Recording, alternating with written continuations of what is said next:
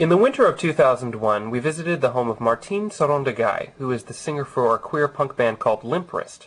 We talked about what it's like to be both queer and punk today, and we also caught a Limp Wrist performance at The Smell, which is a rock club located in downtown Los Angeles. Hi everyone, thanks for coming.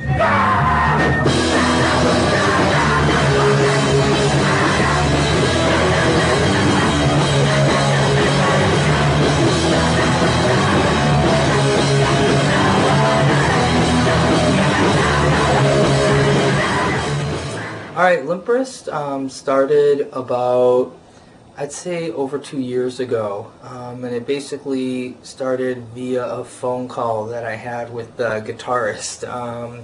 We talked about some ideas about how great it would be to do a homocore kind of punk band, but that really played like aggressive punk music and, you know, kind of push the whole idea of like queerness in punk and just in general. What started as that idea kind of snowballed into trying to find members to actually form the band. I mean, we didn't think it was going to happen because he lived in Albany, New York, and I was in Chicago at the time. We're going to do another song that's on the album. It's called Limp Wrist versus Dr. Laura. That kind of goes hand in hand with that song. You all know who Dr. Laura is. She's not even yeah, she's a trip. I don't know what her trip is. It's really tricky when we're writing lyrics sometimes because you know, who are we writing for? Is it the punk audience? Is it a queer audience? Is it a straight edge audience? Is it, you know, who are we targeting with our songs? And we're trying to write in a way that it can appeal to many different audiences. And when you're doing that, it can get a little tricky.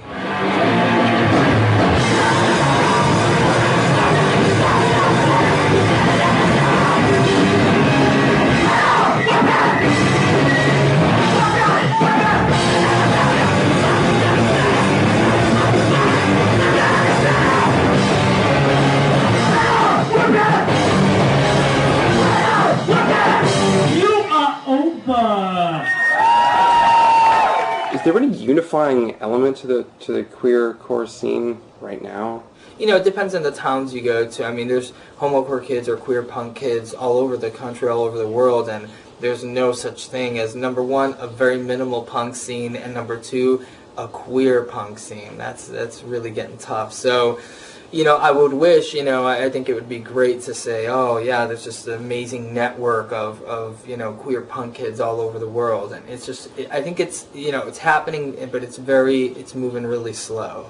In your former band, Los Crudos, did you have the opportunity to explore your sexuality within the context of the band at all, or did that opportunity ever come up? Oh yeah, it did. It did a lot, actually, especially towards, I'd say more towards the end than the beginning. In the beginning, I wasn't at all ready for it, and I'd say probably around 94, I started to actually come out at shows and talk about that. Some people I heard, I mean, there was never any really direct confrontation, but I had heard that there were people who no longer liked Los Crudos because the singer was a fag and talked about that, and which, you know, to this day, it kind of makes me laugh, only for the, you know, I think about it and go, well, I mean, if you liked us before and don't like us now, you never really liked us.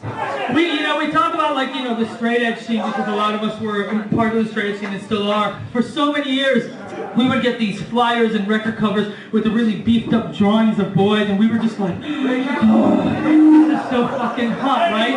And this thing that happens with the pileups and the stage diving, I know some people are like, oh, that's lame, you know, I can't get close, but we love it because we grab ass. We grab ass, we grab dick, we have all that fucking shit. It's about liberating ourselves. It's about not being afraid to touch another man, a woman touching a woman. It's about, like, just, like, you know, breaking those boundaries and being like, okay, let's not put up this front that, oh, I'm just dancing, bro. Bullshit, you're getting close to a man and you love it. So let's go. Do you get tired of some audience members not knowing if you're a hardcore band that happens to be queer or you're a queer band that's playing in the hardcore style? A lot of the audience knows the histories of some of the members and the bands we've been in and stuff, that it's not a question. They just know that we're punks or hardcore punks that you know, happen to be queer and doing a queer band. As far as like the validity or are you legit punks or something, that's never happened.